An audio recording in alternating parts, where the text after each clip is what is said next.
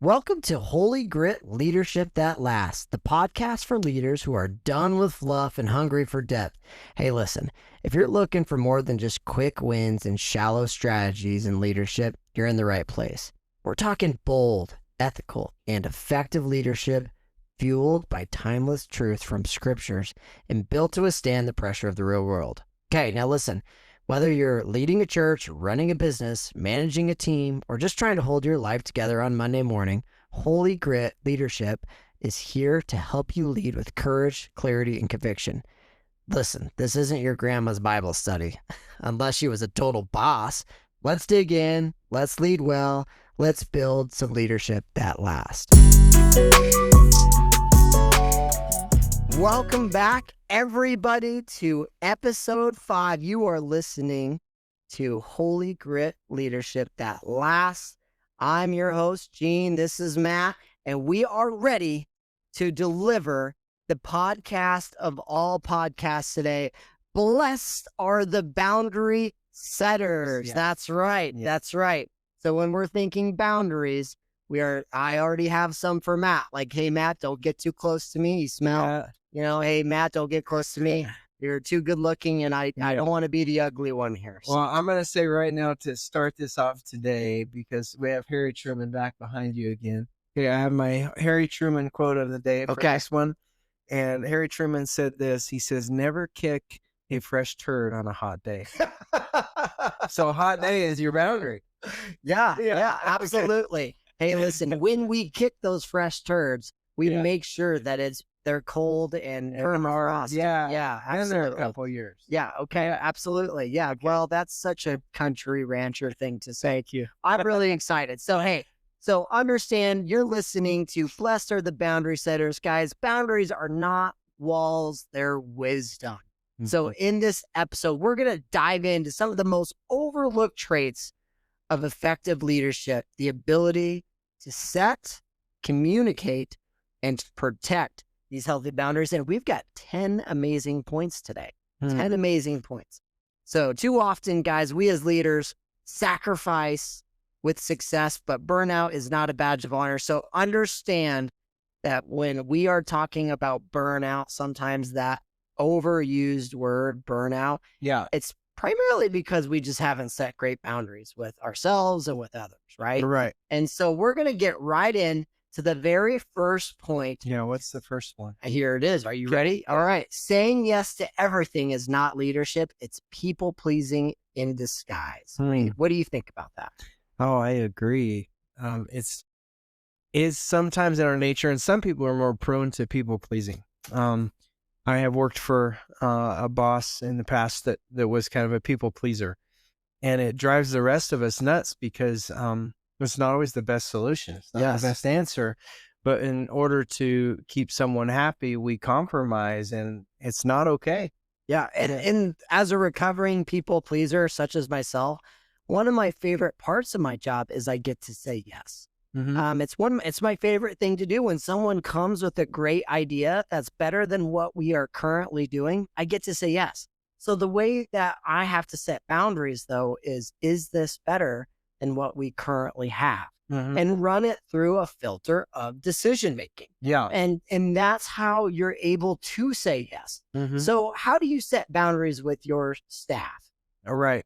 So the boundaries have to be in place at the onset. Otherwise, a country without boundaries is no country at all.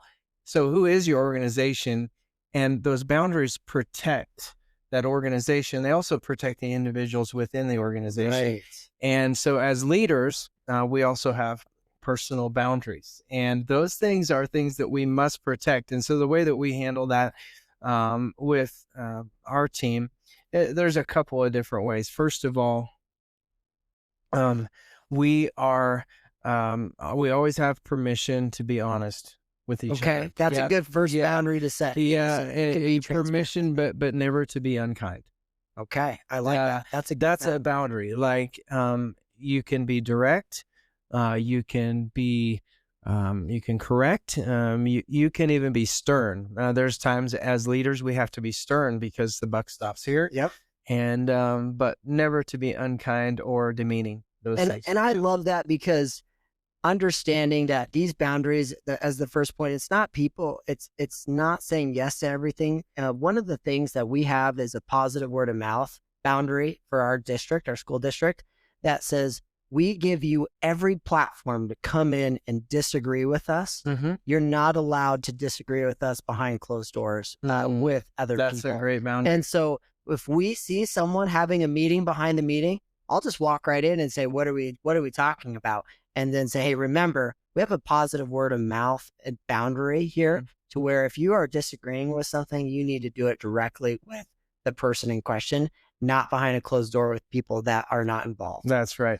I've heard that from my wife, who's one of your employees, which Yes. should be encouraging, right? Yeah. I was like, there's no meetings outside of meetings. Right. Those things have to be said in the meeting. I love that boundary. And That's we a great hold one. people accountable Yeah. for that. Yeah. And we write people up for having meetings outside of the meetings. And that's hard to do. And that kind of brings me to the second Yeah. topic is boundaries don't limit your impact. They protect it.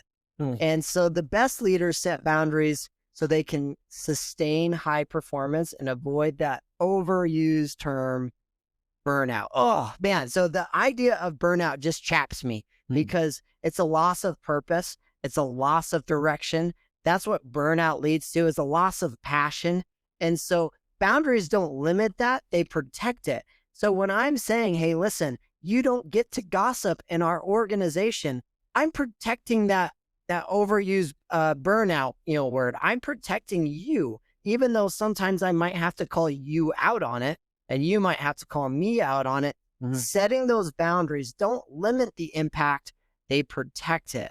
And so what are some ways in your organization where you're not limiting the impact with the boundaries, you're protecting it, that you can think of?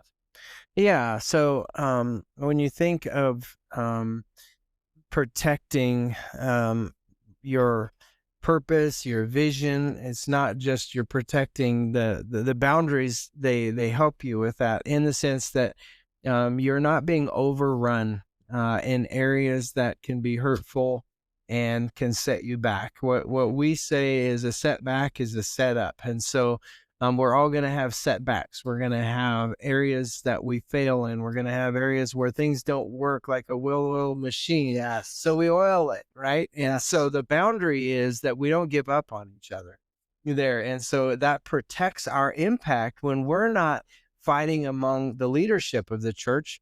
Then the body of Christ that we are serving is also not fighting. They're getting along. So as the leadership goes, so goes the rest of the team. Yes, exactly. And so we have to model that. It protects the impact we can have because, listen, an organization that is divided is going to fail.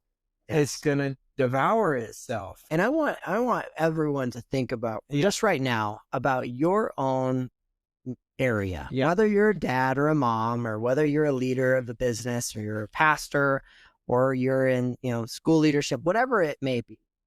I want you to think about what I call non-negotiables.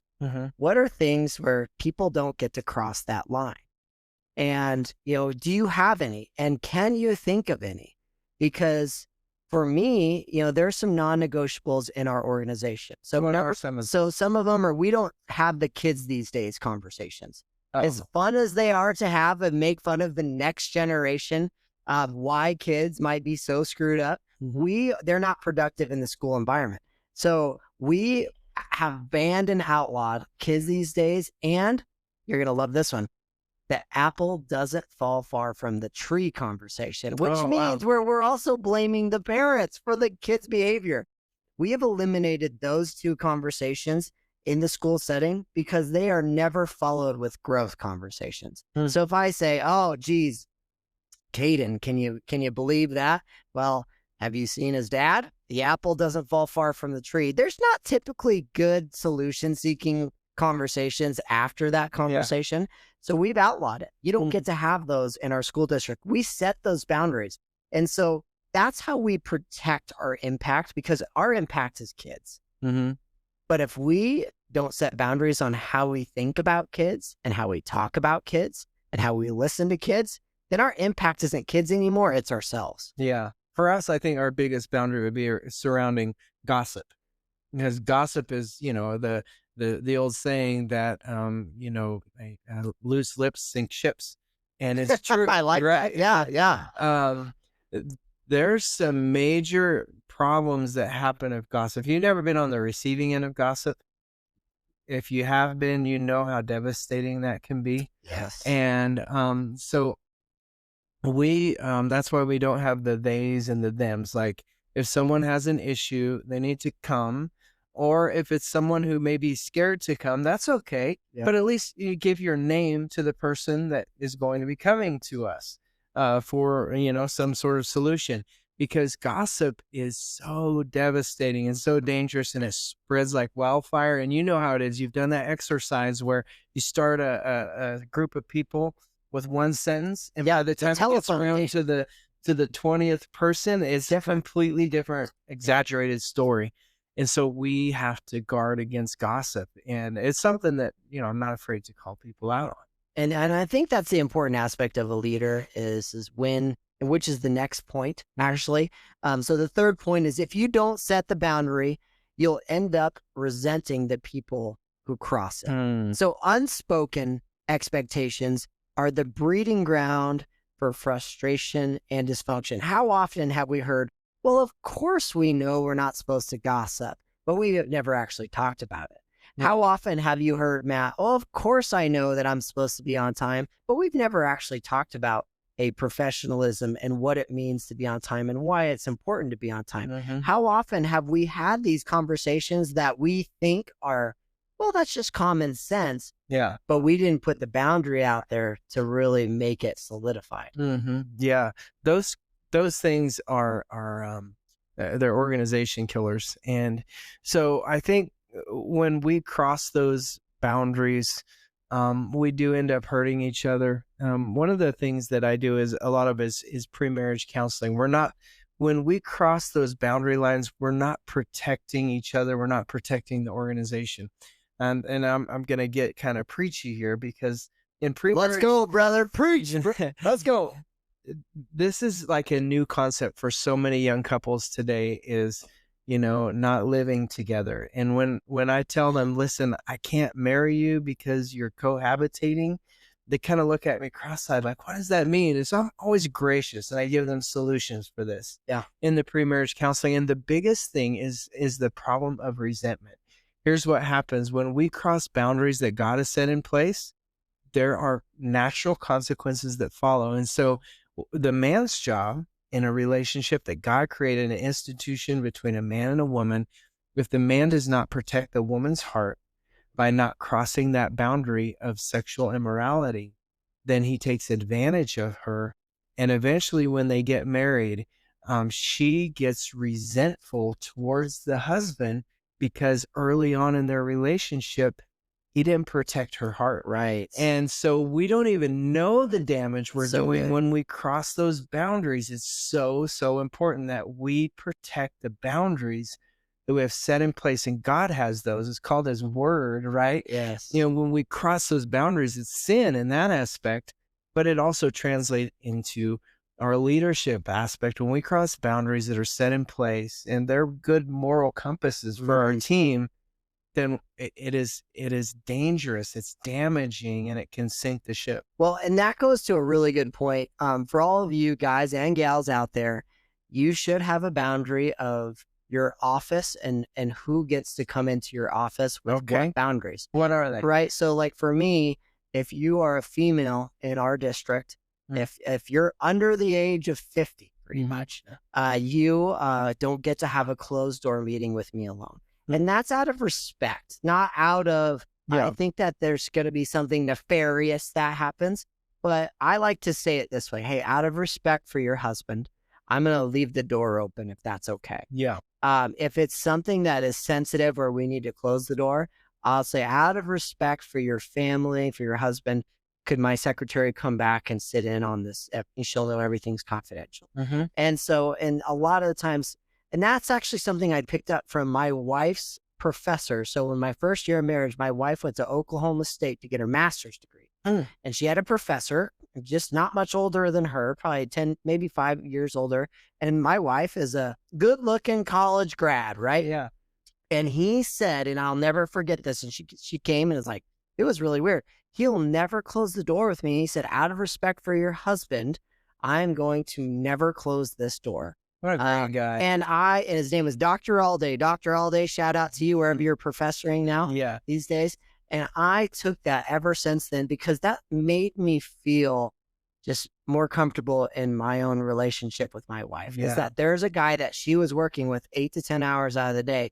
By the way, number one divorce reason is workplace infidelity, right? So workplace infidelity, I've heard is kind of one of the major ways that people go down that route. And so if you set those boundaries early, hey, listen, out of respect for your family, I'd like to keep the door open, that way there's nothing that can be construed as wrong. That's a boundary as you're talking about male and females. Yeah, that's definitely a boundary we have as well because it's so dangerous in it. And then it turns into, if that door is closed, it turns into a he said, she said. Right. And you always lose in that battle. Yeah. And so, the simple solution is to have transparency in all of those situations. Billy Graham never used to get into an elevator with a woman. Yeah, never. Isn't that wild? Yeah, alone, right? I mean, again, what was that professor's name? Dr. Allday. Dr. Allday. What a cool guy. I suspect he was a man of God. He actually was. Yeah. So he was a big man of faith. And that's where kind of my wife, her trajectory of faith began was when he showed her the respect she was due. And that's what, and this is a different sort of podcast, but as leaders, you can earn credibility and trust by having not just respect for your employee or the people that you work with, but their families. But I think that really highlights a great point that this podcast is all about. You don't have to wear a cross to carry one. Right. That's what you said. And I think that's a great line. He was carrying his cross that day and he did it well. And I think as leaders, people are going to know, like, hey, that guy, he loves Jesus. He belongs to the Lord. There's a difference, and it's really cool. And that's amazing. And so that kind of brings us to our next point, that a boundary is not a confrontation. It's a conversation. Leaders must normalize. So guys, we have to normalize open, honest communication around capacity, values, and priorities. How often are we extending what we do, maybe outside of our typical job description? How often are we taking on more and more work without setting a boundary of, this is starting to impact my family time. This is starting to impact my personal life and my health. And so setting up those boundaries, guys, is not a confrontation. It's a conversation. Yeah. And I think I would say that better. Okay, go for it. Yeah, hit it. A boundary protects us from the confrontation.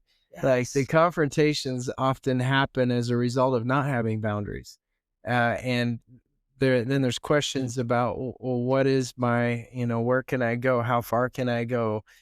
Can I leave that door just, mostly closed with a female in the office? And no, like leave it open. If that's a boundary, then you don't have to worry about whether you're crossing it or not. It's there in place and you set it, and you don't have a confrontation with anyone else about that very boundary because you've set the boundary in place. Yes, that's well said and better said. And I think that's important for all of us when you're at home and you're thinking about, okay, what are my boundaries to protect my family time? Yeah. What are my boundaries? Well, that leads to your next one. Yes. Exactly. Well, what is that? And so the next one is, the most respected leaders are the ones who respect themselves enough to say no. Yeah. And so listen to this. Respect from others starts with the standards we set for ourselves, right? Mm-hmm. And so if I say, hey, listen, my health is important to me. I need to make sure that I am going and waking up every morning and walking or working out or whatever, because that's important, how I feel throughout the rest of the day. But if all of a sudden meetings are getting scheduled super early in the morning, way earlier than the actual start date, and my life is consumed with work the entire day and I don't get any family time or personal health time, that's a problem, right? And so we need to be able to first respect ourselves and our time before we continue on down the just grit it out, grind it out. Well, Gene, does that mean sometimes that you have to let someone else do the job that you're doing? And how does that feel? Does that impact you? Yeah, so that's a big aspect. And young leaders, listen up. And when you're a young leader, you feel like you have to have your arms wrapped around everything, right? And the idea is that I'll slowly unwrap my arms around everything. Well, the problem with that is when you start that way, it's hard to finish not that way because people just say, well, you just do everything. And so, yeah, it's really important to empower others to help take the mantle. What about you in that area? Yeah. So, I mean, I can't preach every weekend. I want to. I love preaching, but I feel like part of my job is to develop other preachers, Yep. others that can do the work. And, I have Don, my right hand man. He's been at it for a long time, a totally different Don, style yeah. than me. But he does a great job. He preaches the word, but I get excited about the young guys that I get to develop in that as well. Yes. The Zachs, like he preached a couple weeks ago, and he's a math teacher. Yeah. And he did a great job. Amazing. And really brought it home. And I think we have to let the young eagles fly, because eventually we're all going to get old and we're not going to be there forever. And so the idea is a great leader develops a great leader, that we are we're recreating ourselves. We're allowing others to use their gifts and developing those gifts. And it's not necessary for us to get all the credit. And one of the main suggestions I have for all of you at home, all right, listen up, is if you do, or if you have a secretary, or if you're blessed with someone that is there within your workplace to help you, I will tell you that's one thing that changed my life is actually understanding how to use your assistants, how to use your co-leaders, how to use, like for me, my principals, and how to help empower them with the work that they actually do want to start to take on, but I've just been holding it too close to my chest, right? And so that was something that was a game changer for me, is understanding that I need to protect, my time with things that are really important. And some of the stuff that I can give away to help divvy up the work, I need to do that. Yeah, one of the things that happened in my organization recently was really related to this. A very big step that we just recently took is that I relinquished the executive pastor duties, and so now I'm the lead. I'm still the lead pastor, the overall leader, but I'm the preaching pastor. And now Don handles all the executives, so he handles the staff. Kind of like the HR. Yeah, handles everything that way related. And, phone calls that come in, our church administrator, Kim, does a great job with. And then Dawn handles it from there. And if they need me, they let me know. But it's protected my preaching and study time, which is very, very important. And I think, like you said, there's things that we can fill our times with that are less important, and we're neglecting the most important thing. And so what is our calling, and figuring out a way to fulfill that calling and still taking care of our team is very important. Oh man, that's beautiful. And I think that kind of really leads into the next one. And this is the one I'm going to be honest with about. Terrible. I'm not good at this one, but it's something that God's been putting on my heart to be able to do. And you're not protecting your team by constantly being available. You're training them not to lead. Yeah. So without those boundaries, you become a bottleneck and not a builder. So how often are you not available, and how do you communicate that to your team? So this is the worst. I'm available 24/7, right? I tell everyone, unless I go on my one vacation a year, I can be reached at any time. And it's something I'm not proud of, but I'm going to let you guys know this is a do as I say, not as I do aspect of things. But this is something that this year, I'm in my 5th year as superintendent, that I have finally said, in the summertime, I'm going to work an adjusted hour schedule. And that was something that was a good first step for me. Yeah. But to be honest, I have never once said don't contact me. I won't be available. I have never once shut my email off other than my once a year, 1 week vacation. How do you do it? I don't do this well. You're a little bit more seasoned in your leadership than I am. Sure. Well, I don't do it perfectly, but we have to have seasons, regular rhythms where we are not like available. And the hardest one for me that taught me this was 2 years ago. I took a sabbatical and I was gone for, 60 days. Wow. And I'm telling you, like, that was the hardest thing. And one Sunday I really blew it. I showed up at church just to be there. Yeah. And I justified it by saying, well, I just want, just share I with just want to be people. fed. Yeah. Yeah, share with people how I, my sabbatical is going. And I got in trouble, rightfully so, by my elders board, and rightfully so. But it was a great lesson that, sometimes we get to thinking that God somehow needs us. God can accomplish his purposes with or without us. And the question is, are we going to be humble enough to say, okay, God, I realize that, and I'm just going to do what you've asked me to do, and I'm going to do it well. And in order for us to do it well, we have to have the rhythms of being at peace with not being there to answer questions. Yes. And so that means not available on my phone, not available on email, because Jesus modeled this perfectly. He did. He retreated. Yes.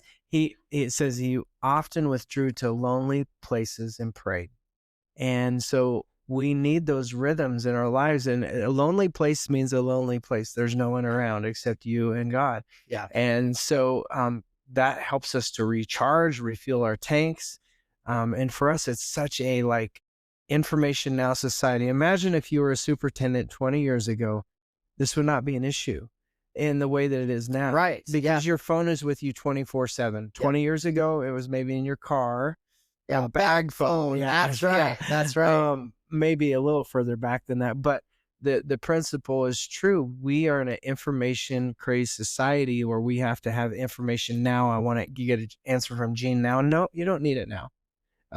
It's okay for us to have a pause in there and a break, because if we don't, we become sort of the rulers of our own domain, and we are not. No, and I've taken baby steps towards this. So I'll say, hey guys, I'm going out on town on a conference. Yeah. And I'll put this principal in charge. So I'll say this principal's in charge. Try not to burn the place down as a joke, but then they go to that principal when they have some sort of problems. And the idea is we have got, and it's a pride thing. Mm-hmm. We've got to trust the people around us, because that's how you grow leaders anyway. Is the best leaders. We talked about this in the prior episode, but the best leaders are the ones that are building up their team so strong where everyone leads. Well, here, let me help you with this. Okay, all right. I need all the help. Let me accept your criticism. I believe in you. Okay, you can do this. Throw your phone down once a week. I don't be available. Once a week, that's a challenge. Okay. Yeah, even if it's for 12 hours. Yeah. Okay.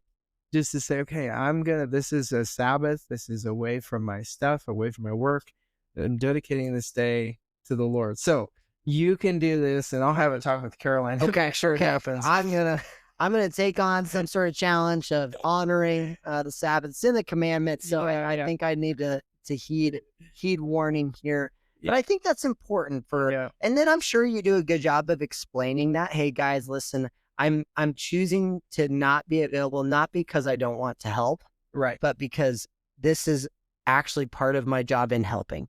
Yeah. And we can't be like religious zealots about it. It's like, if the donkey's falling and drowning in the water, you get the donkey. And so that's Jesus, this translation of what could happen. And honestly, Dawn or I have to be on call.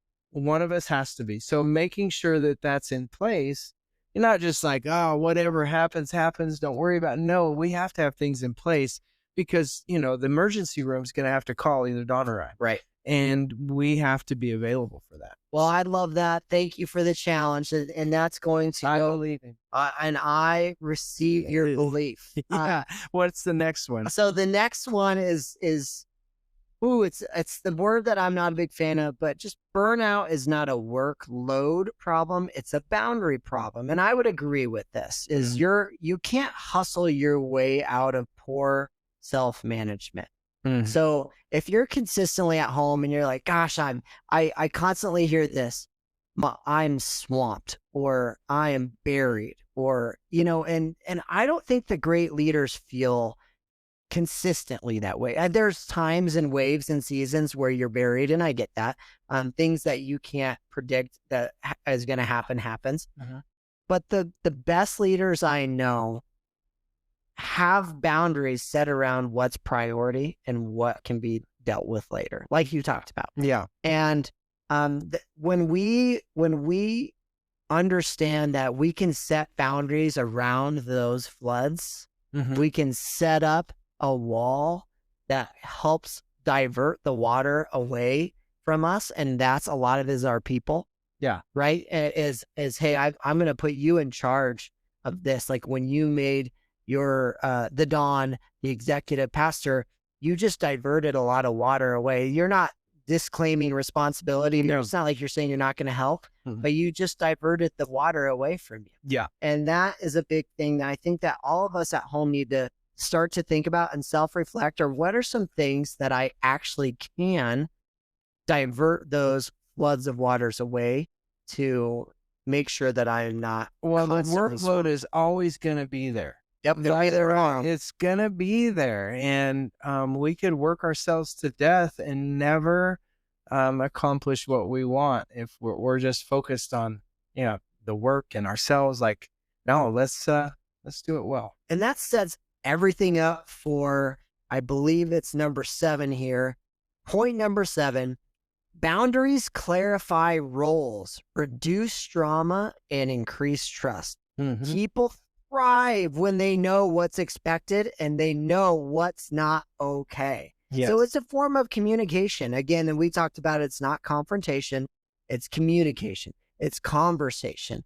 Hey, this is how we need to run to effectively be a successful organization. Yes. And that leads to point number 8, which is leaders who model healthy boundaries give others permission to do the same. Yes. You're not just leading people, you're helping shape the culture with your boundaries. Yes. And that's such an amazing freedom and liberty, is when you know that there is something going on and someone is handling it. Yeah. That's okay. So that's really hard for me, is I know there's an issue going on in the district. I know that someone is handling it and I am not involved with the problem solving. Yeah.